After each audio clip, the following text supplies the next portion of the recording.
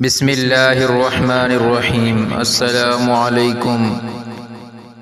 ابو سعید خدری رضی اللہ عنہ بیان کیا کہ نبی کریم صلی اللہ علیہ وسلم نے فرمایا، راستوں میں بیٹھنے سے بچو۔ صحابہ نے عرض کیا کہ ہم تو وہاں بیٹھنے پر مجبور ہیں، وہی ہمارے بیٹھنے کی جگہ ہوتی ہے کہ جہاں ہم باتیں کرتے ہیں۔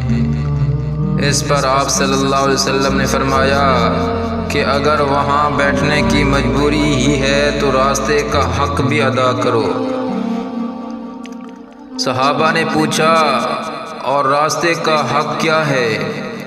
آپ صلی اللہ علیہ وسلم نے فرمایا، نگاہ نیچی رکھنا، کسی کو اذیت دینے سے بچنا، سلام کا جواب دینا، اچھی باتوں کے لیے لوگوں کو حکم کرنا اور بری باتوں سے روکنا۔